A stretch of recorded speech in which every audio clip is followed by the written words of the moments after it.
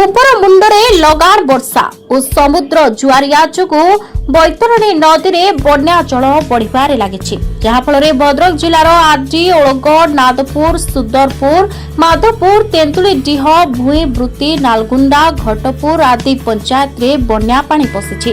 ବନ୍ୟା ଜଳ ପ୍ରଭାବିତ ହେଉଥିବାରୁ NH20 ରେ ଯାତାୟାତ ଠପ୍ ହୋଇଯାଇଛି। ଯାଜପୁର ଆଖଣ୍ଡଳମଣି ରାସ୍ତା ସମ୍ପୂର୍ଣ୍ଣ ଯୋଗାଯୋଗ ବିଚ୍ଛିନ୍ନ ହୋଇଛି।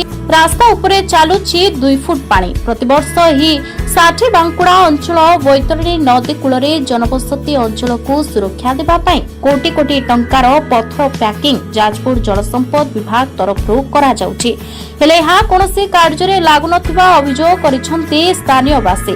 ହଜାର ହଜାର ହେକ୍ଟର ଚାଷ ଜମିରେ ବନ୍ୟା ଜଳ ମାଡ଼ିଥିବାରୁ ଚାଷରେ ବ୍ୟାପକ କ୍ଷୟକ୍ଷତି ଦେଖିବାକୁ ମିଳିଛି। ରାସ୍ତା ଉପରେ ବନ୍ୟା ଜଳର ସୁଅ ଥିବାରୁ ସ୍ଥାନୀୟ ପୁଲିସ ପକ୍ଷରୁ ଯାତାୟାତ ପାଇଁ ବାରଣ କରାଯାଇଛି। ଓଳଗ ପଞ୍ଚାୟତର କିଛି କିଛି ଅଳ୍ପ ଅଳ୍ପ ଗାଁ ପାଣି ଠାରୁ ଡିସ୍କନେକ୍ଟେଡ ହେଇଛି। ପାଣି ହେବା ଫଳରେ ଟିକେ ସେଠି ଗମନାଗମନର ବ୍ୟାହତ ହେଇଛି। ସେଇ ଗାଁ ସବୁ ଆମେ ଆଜି ତାଙ୍କୁ ସବୁ ଡ୍ରାଏ ଫ୍ରୁଟ୍ ଦେଇସାରିଛୁ।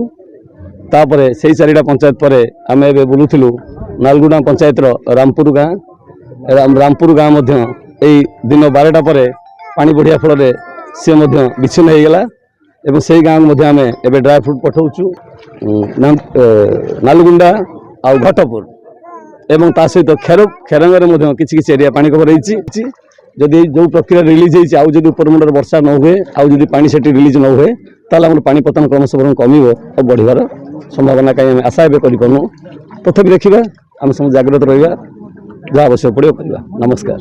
ବର୍ତ୍ତମାନ ସୁଦ୍ଧା ସବୁ ଗାଁର ପାଣି ମାଡ଼ି ଯାଇଛି, ରାସ୍ତାଘାଟ ସବୁ ବୁଡ଼ିଛି। ତେଣୁ ଗାଁଟା ପଞ୍ଚାୟତଟା ଟୋଟାଲି ପ୍ରଭାବିତ ହେଇଛି, ବନ୍ୟା ପ୍ରଭାବିତ। ପଞ୍ଚାୟତର 4 ଖଣ୍ଡ ଗାଁ ଜ୍ୟୋତିସିଂହପୁର, ମାଧପୁର, ବଡ଼ସିଂହପୁର, ସାନସିଂହପୁର 4ଟା ଗାଁ ପୁରା ବନ୍ୟାର କ୍ଷତିଗ୍ରସ୍ତ ହେଇଛି। ପ୍ରଶାସନ ଆସିକି ଉପସ୍ଥିତ ଅଛନ୍ତି, ବିଡ଼ିଓ ଅଛନ୍ତି, ତହସିଲଦାର ବି ପଞ୍ଚାୟତରେ ଅଛନ୍ତି। ସରକାର ବର୍ତ୍ତମାନ ଲୋକଙ୍କ ପାଇଁ ଶୁଖିଲା ଖାଦ୍ୟ ଏବଂ ରନ୍ଧା ଖାଦ୍ୟର ବ୍ୟବସ୍ଥା କରୁଛନ୍ତି। ଆଉ ଗୋଖାଦ୍ୟ ଗୁରୁଙ୍କ ପାଇଁ ଗୋଖାଦ୍ୟ ଆଜି କାଲି ସକାଳ ସୁଦ୍ଧା ପହଞ୍ଚିଯିବ। ଗୋଖାଦ୍ୟ ମଧ୍ୟ ବ୍ୟବସ୍ଥା କରାହେଉଛି। ସରକାର ବନ୍ୟା ପାଇଁ ସମ୍ପୂର୍ଣ୍ଣ ଭାବରେ ପ୍ରସ୍ତୁତ ଅଛନ୍ତି। ଚାନ୍ଦବାଲି ପ୍ରଶାସନ ପୁରା ଭାବରେ ବନ୍ୟାକୁ ମୁକାବିଲା କରିବା ପାଇଁ ପ୍ରସ୍ତୁତ ଅଛି। ପ୍ରଥମେ ମାଧପୁର ପଞ୍ଚାୟତକୁ ପାଣି ବନ୍ୟା ଜଳ ପହଞ୍ଚିଲା। ବର୍ତ୍ତମାନ ସୁଦ୍ଧା ସବୁ ଏରିଆ ଜଳମଗ୍ନ ହୋଇସାରିଲାଣି। ଯେଉଁମାନେ ଖାଲୁଆ ଅଞ୍ଚଳରେ ଘର ଦ୍ୱାର କରିକି ରହିଥିଲେ ସେଗୁଡ଼ିକ ପାଣି ଲାଗିଗଲାଣି। ବର୍ତ୍ତମାନ ରାତି ଭିତରେ ହୁଏତ ତାଙ୍କ ଘରକୁ ପାଣି ପଶିପାରେ। ଆଉ ଗୃହପାଳିତ ପଶୁମାନେ ବି ଅସୁବିଧାରେ ଅଛନ୍ତି।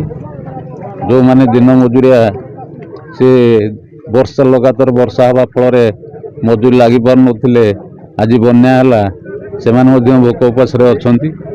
ତେଣୁ ସରକାରଙ୍କ ତରଫରୁ ତୁରନ୍ତ ଶୁଖିଲା ଖାଦ୍ୟ, ଚାଉଳ, ଚୁଡ଼ା, ଗୁଡ଼, ବିସ୍କୁଟ ଖୁବ୍ ଶୀଘ୍ର ଯୋଗାଇ ଦେଲେ ସରକାରଙ୍କ ପାଖରେ ଆମେ କୃତଜ୍ଞତା ଜଣାଇବୁ।